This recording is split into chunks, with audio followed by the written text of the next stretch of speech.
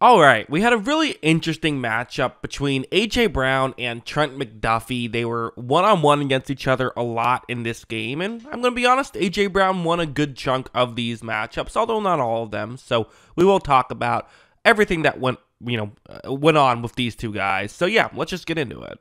I'll mention real quick, I do have a movie channel if you're into that kind of thing, some movie reviews and some other fun stuff on there. The link is in the description below if that seems like your kind of thing. But yeah, let's talk about A.J. Brown, Trent McDuffie, one-on-one like you see right here. 4th down and 2, and this is just what the Eagles have been doing really all season, right? And for 3 seasons now, since they got A.J. Brown, this is what they've done. So Hurts takes a snap, again, single safety deep, so really all you have to worry about is the one-on-one matchup right here. Can your guy win? It's obviously a risk on a 4th down to go down the field, but essentially the logic is, well, obviously it is a bit of a risk on a 4th down and 2. Essentially the logic is, well, it's going to be just as difficult to make this throw, 5 yards down the field as it would be 30 yards down the field, so why not throw it 30 yards down the field?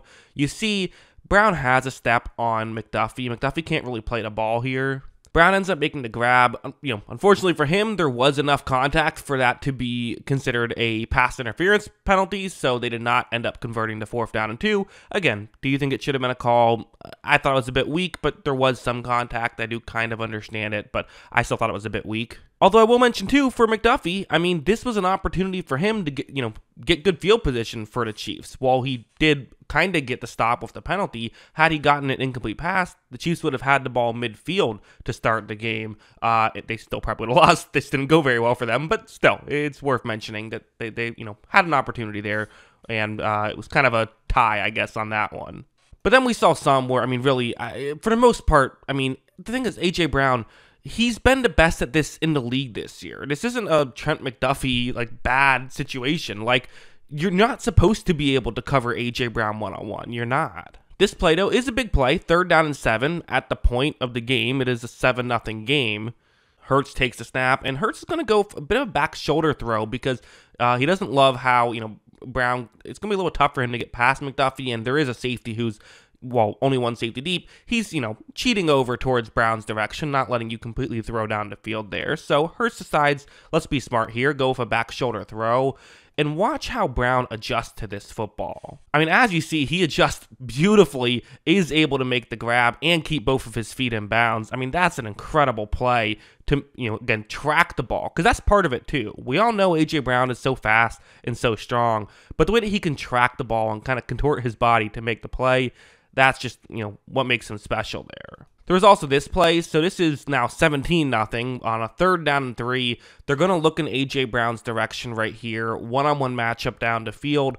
The Chiefs, not a lot was working, so they're kind of trying things. They're going to try a blitz right here. It's actually an all-out blitz. So again, similar logic of, hey, it's probably just as easy to hit a slant as it is a go.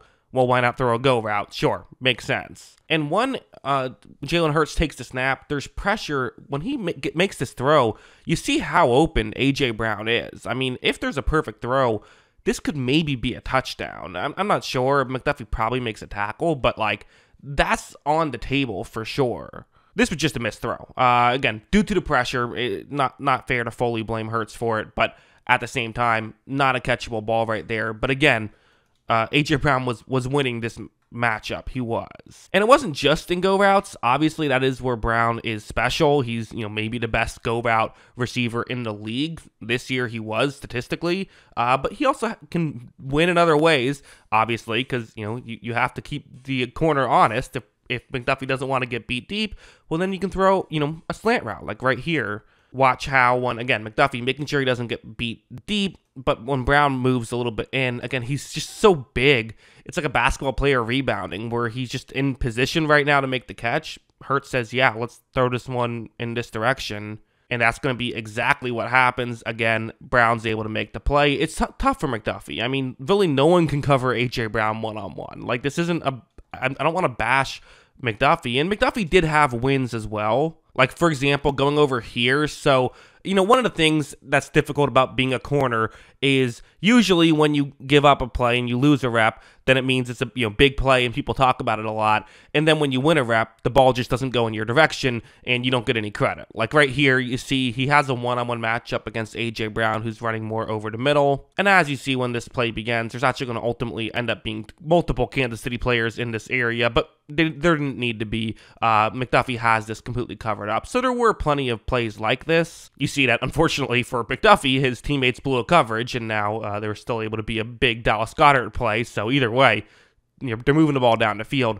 But at the same time, like, okay, like there were wins, right? Like, I don't think, honestly, when I watched this game, I wasn't looking at McDuffie and saying he was playing poorly. I mean, even a lot of these wins, I'm like, there's not horrible coverage. Maybe at 1 or 2, there was a bit more separation than you'd love. But as a whole, like, it's A.J. Brown and Jalen Hurts. They're really good at this stuff.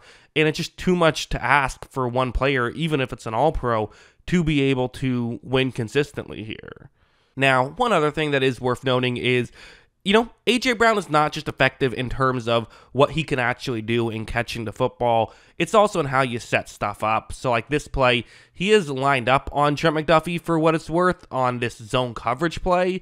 You see that the Chiefs, they did at times say, well, let's maybe get out of what we're great at. We're great at man coverage. We trust McDuffie to win one-on-ones, and he was not the only guy struggling. In fact, he's probably the guy who came out the cleanest in the secondary despite all these bad plays. Like, there was other guys really giving up some wide open guys. But here, they're not going to play cover 2 zone instead of their typical man coverage. And now the Eagles have a zone buster to beat this, where A.J. Brown takes away attention. Goedert gets open more underneath. And as you see, this is going to work out well. The Chiefs, who are now running a coverage that's not really what they do, aren't able to convert right there. So again, that's just kind of what you look at as this is why it's so difficult to play the Philadelphia Eagles, right? Because if you go all out to stop the run, well, now you're leaving A.J. Brown one-on-one, and he can win in that way. If you try and run different coverages, so you're not just leaving him one-on-one, well, that opens the door for other players.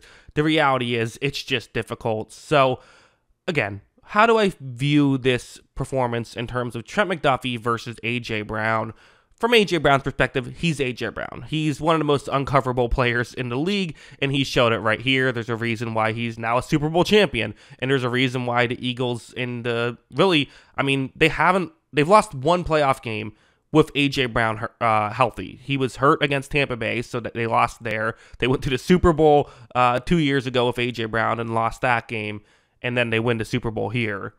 So they're essentially 6-1 with a healthy A.J. Brown in the playoffs, which is kind of crazy to think about. But yeah, I mean, he's obviously such a factor. I didn't think Trent McDuffie played bad in this game. I really didn't. I just think that, like, again, gone are the days where elite shutdown corners cover wide receivers and are able to shut them down, like, one-on-one. Like, that's just with the way the rules are, and there's only so much contact you can make down the field. Like, if the offense is executing at a high level, you have a great receiver and a quarterback making throws, like, you're going to get beat, and that's essentially what happened. At least that's what I think. What do you think? Let me know in the comments below. Always love hearing from y'all, and of course, as always, thanks for watching.